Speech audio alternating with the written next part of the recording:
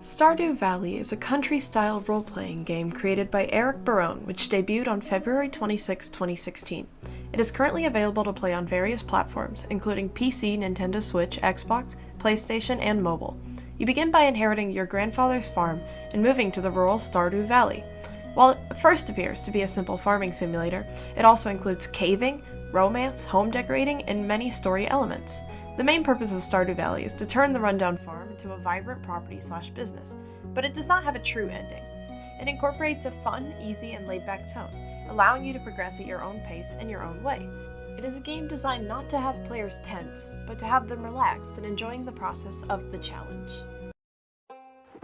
When you first load up the game, after its sweet beginning cutscenes, you're greeted with little instruction on what to do. You are given tools and told how to farm, that's basically it. I found myself wandering aimlessly around town with little explanation of what to do.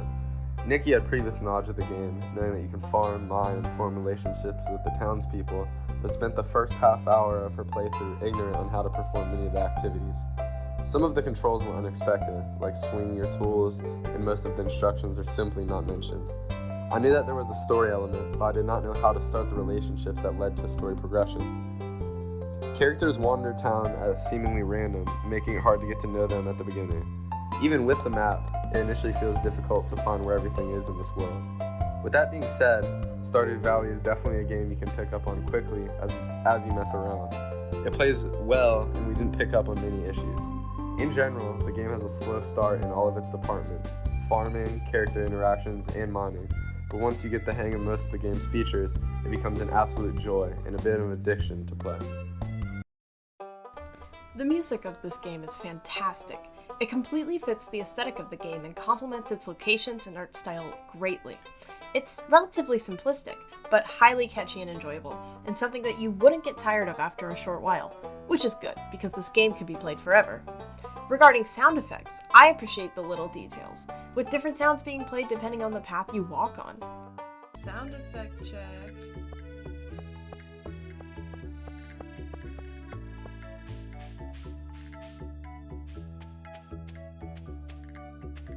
Love that. Even at the title screen, the soft sounds of the flute make you feel both relaxed and excited for a new day of farming and meeting your community. The gentle tapping of each wooden board as they appear, and the slight warping noise as you hover over them.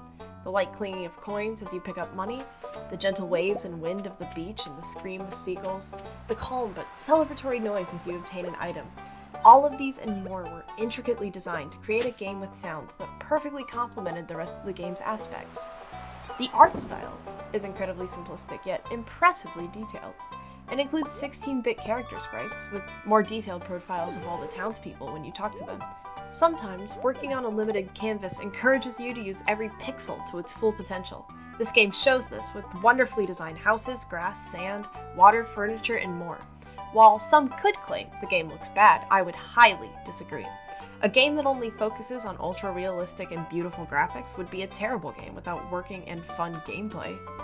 Every sprite asset in this game is beautiful and adorable, and a perfect fit for a low-stakes simulation game such as itself. The game casts a very relaxed and happy feeling on the players. It is a great breakaway from many modern games containing fighting and killing. The soft tones of the music and art style paired with the lack of necessity to perform certain tasks at a certain time really creates this cheerful and calming vibe. Nikki was originally excited, as she had been waiting to play this game, but she became confused for the first few days of the game. As time went on and she got the hang of it, Stardew Valley once again became lovely and exciting, and it exceeded her expectations. I had a similar experience, being decently confused at first, but as I continued to play, it became a good vibes game, and something I can see myself playing around with in my free time. After reviewing all aspects of this game, including the gameplay, music, sounds, art style, emotions, and more, Casey and I have given Stardew Valley an average rating of 8 out of 10, with my score being a 9 and his being a 7. I enjoyed it a bit more than Casey. Nonetheless, he believes he will be trying it again in the near future, and I know that I will add this to my list of games I'll play regularly. It seems to be designed to be an extremely addictive game, and they have done just that, especially with there not being a true ending. Overall, while there are some confusing aspects to this game for a beginner, including its learning curve and slow beginning, Stardew Valley becomes a lovely and calming way to spend your time. Getting past the confusing start shows an absolute gem of the game lying beneath. Although there is strategy, such as the best way to farm or the fastest way to marry, there isn't any true way to play the game. It's up to the player how they want to build their farms from the ground up, who they want to talk to, and how they want to spend their in-game days. Whether you prefer farming, fishing, mining, decorating, talking to townspeople, or doing any of the multitude of options the game gently places at your feet, you have the option. That's what makes the game great.